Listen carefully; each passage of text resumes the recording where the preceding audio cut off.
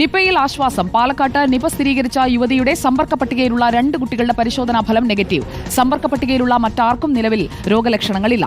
Nipah സ്ഥിരീകരിച്ച യുവതിയുടെ ആരോഗ്യനില ഗുരുതരമാണ്. നിപ വിലയിരുത്താൻ കേന്ദ്ര സംഘം കേരളത്തിലെത്തും. ഇക്ബാൽ അറക്കലും ആദിൽ പാലോട് നമുക്കൊപ്പം തത്സമയം ചേരുകയാണ്. ആദ്യം ഇക്ബാൽ അറക്കലിലേക്ക്. Good morning Iqbal Arakkal. ഇന്നലെ ആശുപത്രി മാറ്റമടക്കം നമ്മൾ രാത്രി 9:30-10 മണിയോടുകൂടി കണ്ടിരുന്നു. നിലവിൽ ഈ നിപ സ്ഥിരീകരിച്ച യുവതിക്ക് എങ്ങനെയുണ്ട്? ആദ്യം അത് പറയാം.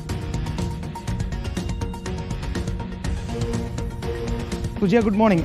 പാലക്കാട് തച്ചനാട്ടുകര നാട്ടുകൽ കിഴക്കുംപുറം സ്വദേശിയായിട്ടുള്ള 38 വയസ്സുകാരിക്കാണ് കഴിഞ്ഞ ദിവസം നിപ്പ സ്ഥിരീകരിച്ചത്.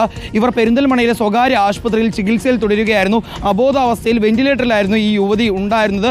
പക്ഷേ യുവതിയുടെ ആരോഗ്യനില കൂടുതൽ മോശമായതിനെ തുടർന്ന് ഇന്നലെ രാത്രി 9:30 യുവതിയെ കോഴിക്കോട് മെഡിക്കൽ കോളേജ് ആശുപത്രിയിലേക്ക് മാറ്റിയിട്ടുള്ളത്. ഇവർക്ക് മെഡിക്കൽ കോളേജ് ആശുപത്രിയിൽ വെച്ച് വിദഗ്ധ ചികിത്സ നൽകുകയാണ് എന്നുള്ളതാണ് ആരോഗ്യ വകുപ്പിലെ ഉദ്യോഗസ്ഥർ അറിയിച്ചിട്ടുള്ള വിവരം എന്ന് പറയുന്നത്.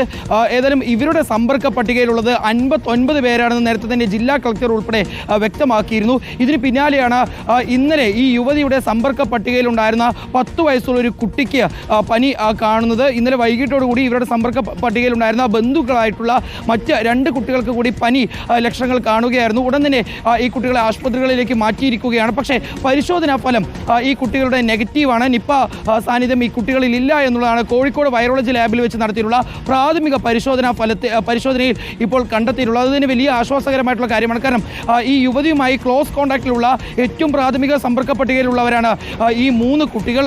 ഇതിൽ ഈ യുവതിയുടെ ഭർത്തൃ സഹോദരൻ്റെ കുട്ടികളും ഉൾപ്പെടുന്നുണ്ട്. ഏതായാലും ഈ കുട്ടികൾക്ക് ആർക്കും തന്നെ നിപ്പ സാന്നിധ്യം ഇല്ല. സാമ്പിൾ പരിശോധന